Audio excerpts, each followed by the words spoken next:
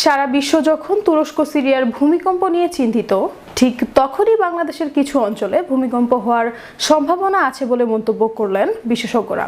বিস্তারিত দেখুন ডেস্ক রিপোর্টে।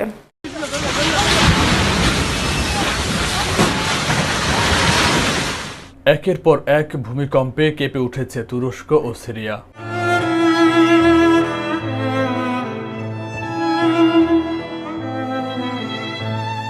সোমবার ভোরে 7.8 মাত্রার ভূমিকম্পের 12 ঘন্টা না পেরোতেই 7.7 মাত্রার আরেকটি ভূমিকম্প আঘাত এনেছে। এতে দুই দেশেই প্রাণহানির সংখ্যা হু হু করে বাড়ছে।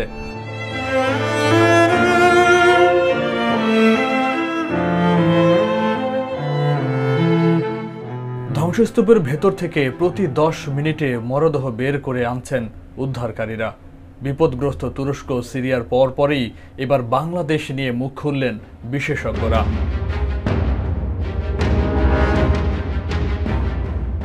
বাংলাদেশের মূল ভূভাগ সহ সীমান্তবর্তী এলাকায় এরকম মোটামুটি 5টি চ্যুতি ফল্ট রয়েছে বলে জানিয়েছেন বিশেষজ্ঞরা।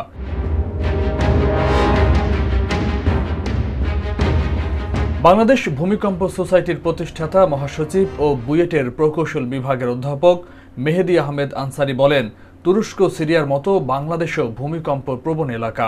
বাংলাদেশে মোট 5টি ফল্ট লাইন রয়েছে।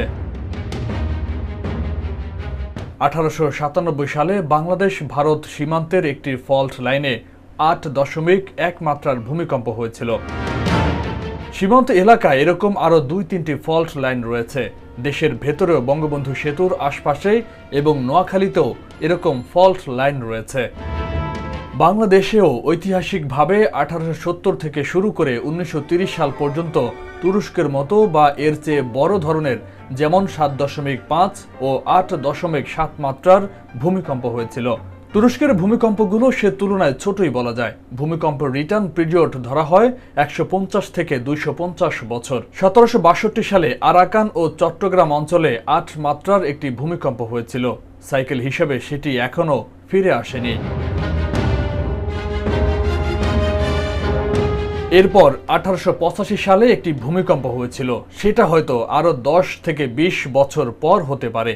এরকম 150 থেকে 250 বছরের যে সাইকেল রয়েছে সেটি কখন হবে কেউ জানে না।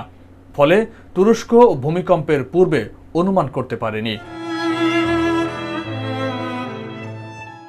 আসলে ভূমিকম্পের পূর্বে অনুমান করা সম্ভব না, তবে ব্যবস্থা একটাই, প্রস্তুতি নিতে হবে। বুয়েটের এই অধ্যাপক আরও বলেন, এক্ষেত্রে বিল্ডিং কোড এনফোর্সমেন্টকে সর্বোচ্চ অগ্রাধিকার দিতে হবে। এতে 99% নতুন ভবন টিকে যায়। তবে পুরনো ভবনের জন্য মজুতিকরণ পন্থায় যেতে হবে। গুরুত্বপূর্ণ বিষয় হলো, তুরস্ক বাংলাদেশের চেয়ে অনেক বেশি প্রস্তুত। তারা ভূমিকম্প আঘাত হানার সঙ্গে সঙ্গেই দুর্গত এলাকায় তল্লাশি ও উদ্ধারকারী বাহিনী পাঠিয়ে দিয়েছে। হেলিকপ্টার করে উদ্ধার কাজ চালাচ্ছে। প্রাকৃতিক দুর্যোগ থেকে সবাই সুরক্ষিত থাকুক, এমনটাই চাওয়া বিশ্ববাসীর।